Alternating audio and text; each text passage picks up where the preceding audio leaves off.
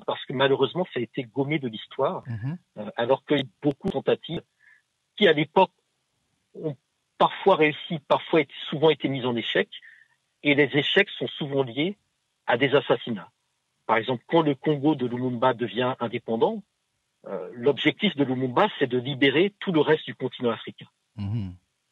Et quand les Américains, les Belges et les autres apprennent ça, ils comprennent que Lumumba est un danger. Est un danger parce qu'en plus, il pourrait s'allier avec les communistes, etc. Donc, il faut reprendre la main sur le Congo. Et le Congo, je pense qu'on pourrait aussi faire toute une émission rien que sur ce territoire-là. Exact. C'est vraiment le fil conducteur de toute la problématique. Parce que c'est à partir du Congo que les Portugais avaient commencé à développer de manière plus stratégique le projet esclavagiste et le projet colonial. C'est du Congo que viennent la grande majorité des Africains déportés dans les Amériques, en termes de volume. Ce qui veut dire qu'aujourd'hui, la spiritualité, la culture, les traditions liées aux différents peuples congos sont celles qui sont dominantes de manière générale dans les Amériques. Ensuite, autre élément important, lorsque on fait la conférence de Berlin, on décide que le Congo sera la propriété privée du roi des Belges. Mhm. Et c'est le plus gros morceau du gâteau, et c'est le morceau central du continent africain. Pourquoi on le donne au roi des Belges? Parce que le roi des Belges est quelqu'un certes influent, mais ce n'est pas, je dirais, une puissance lui-même.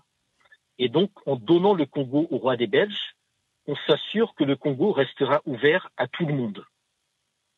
Et l'idée, dès le départ, c'était de faire du Congo le réservoir stratégique du monde entier. Wow. D'abord, le réservoir en hommes, donc en êtres humains, qu'on esclavagise et qu'on déporte. Et ensuite, à partir du projet colonial, en matières premières, puisque c'est les ressources du Congo qui vont notamment fonder toute l'économie du transport, le caoutchouc, le cuivre, etc., pour le téléphone, le télégraphe, etc. Mhm. Et en 1945, la bombe atomique, l'uranium vient d'où? L'uranium vient du Congo. Donc c'est encore les ressources du Congo qui ont permis d'entrer dans cette nouvelle ère mondiale qui font qu'il y a des puissances qui se disent nous sommes des grandes puissances parce que nous avons l'arme atomique. Mais l'uranium vient d'où? Il vient du Niger, il vient du Congo, il vient de tous ces territoires africains où si nous étions maîtres de nos propres ressources, ben, nous serions en capacité justement d'imposer ce rapport de force de manière différente. Wow. Et la fin de la guerre froide, années 90, la chute de Mobutu, qui n'est plus utile pour les différentes puissances occidentales, c'est aussi le point de départ de la course vers les nouveaux minerais stratégiques, puisque c'est la période où on sort du vieux téléphone, on passe aux satellites, aux téléphones portables, etc.